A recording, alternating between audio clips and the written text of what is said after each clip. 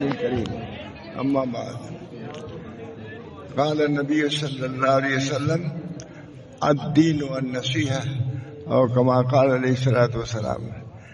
نبی اکرم صلی اللہ علیہ وسلم کا یہ قول بہت ہی مشہور بھی ہے اور بہت ہی اس کو یاد کرنا آسان بھی ہے اور عمل کرنا بھی آسان ہے.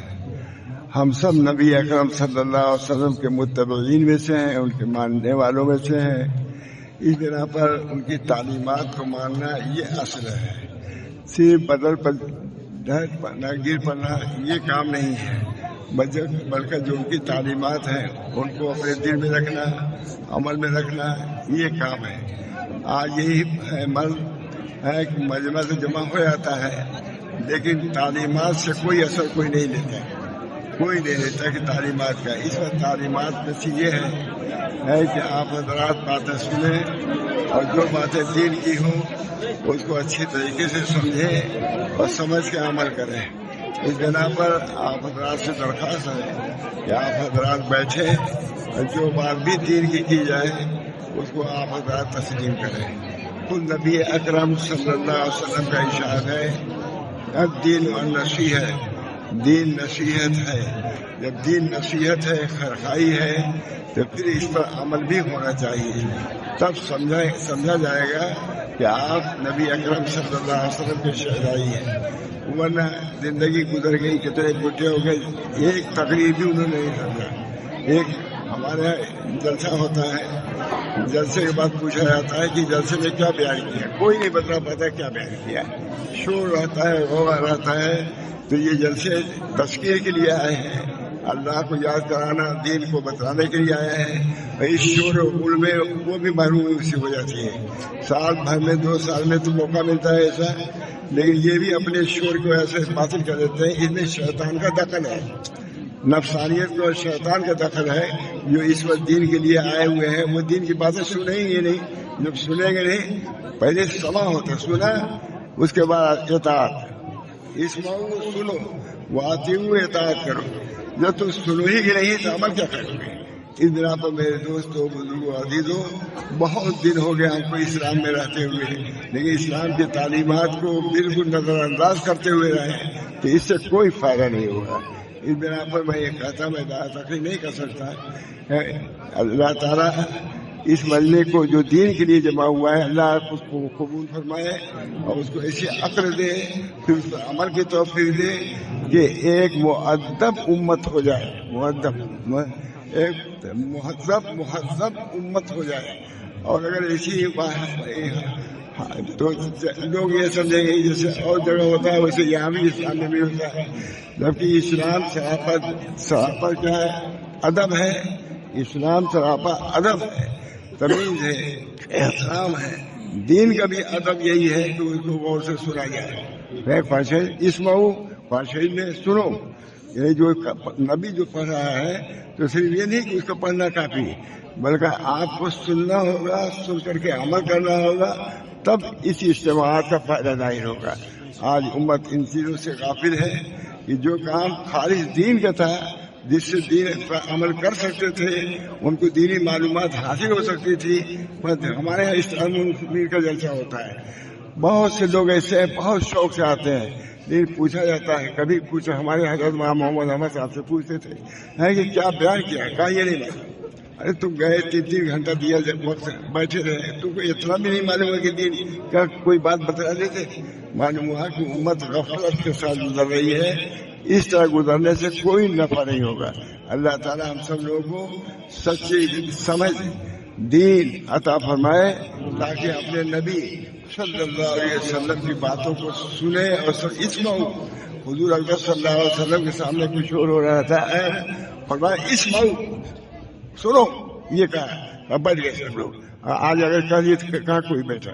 اس بنا پر اپنے نبی کی سنت پر عمل کرنا، اسی میں فلاح ہے، اسی میں عافیت ہے، اسی میں اللہ تعالیٰ کی رضا ہے، اسی میں اللہ کی خوشنودی ہے، اور اسی میں رسول اللہ صلی اللہ علیہ وسلم کی بھی خوشنودی ہے. یہ بہت اچھا مجمع دین کے لیے جمع ہے.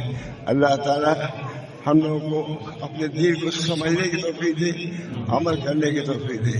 میں ایک اور اپنے حضرت شاہ محمد احمد کا بیان کرتا ہوں، بہت بیان کرتے تھے۔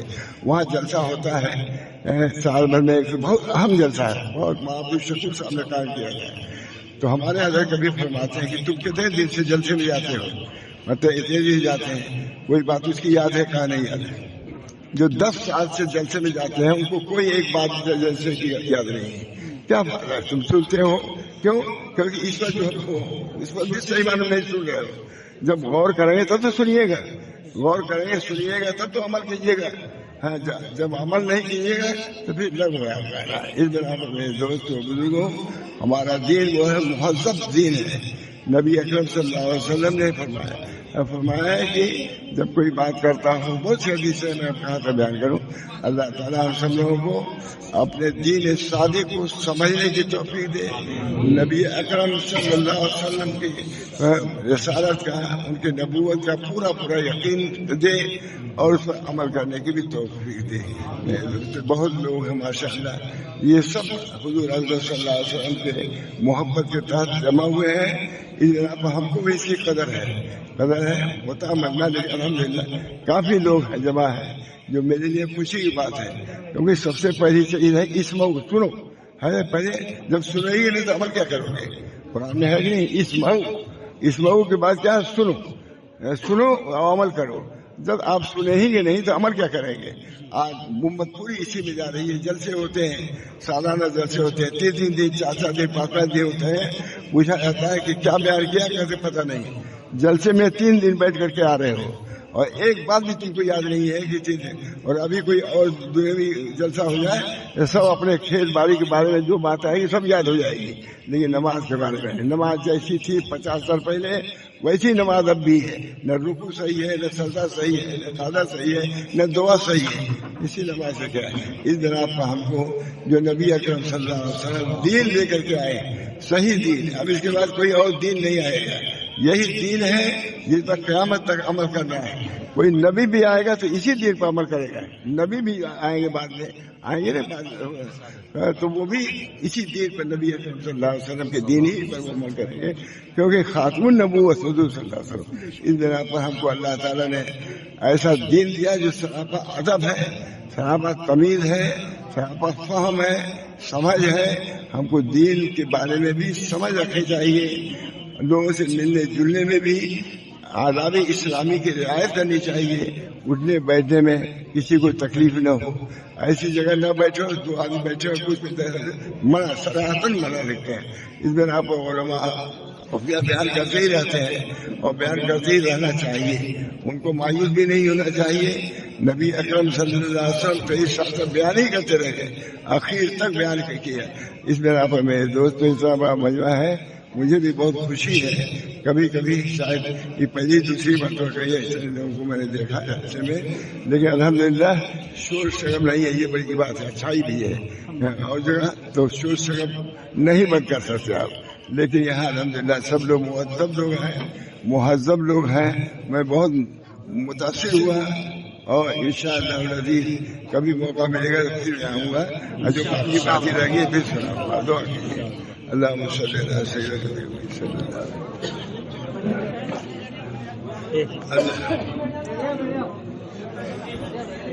اللهم ألف بين قلوبنا، اللهم ألف بين قلوبنا وأصلح ذات بيننا واهدنا سبل السلام ونجنا من الظلمات إلى النور وجنبنا الفواحش ما ظهر منها وما بطن۔ اے اللہ اس دین کو ثابت، دین پر ہم سب کو ثابت قدم رکھ، اور دین کی جو منافع ہیں ان سب سے ہم کو مستفید فرما، یعنی عطا فرما۔ اللہ تعالیٰ کے یہ بہت بڑا فضل ہے کہ دین کی باتوں کو سننے کے لیے اتنے لوگ جمع ہوئے ہیں۔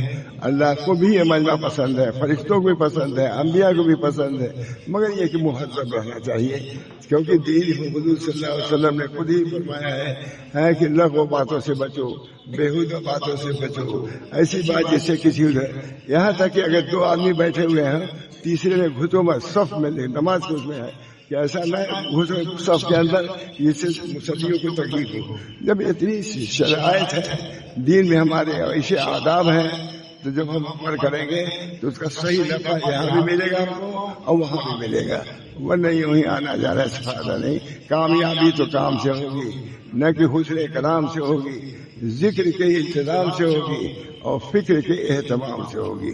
ربنا تقبل منا انك انت السميع العليم برحمتك يا ارحم الراحمين، بحرمة سيد الانبياء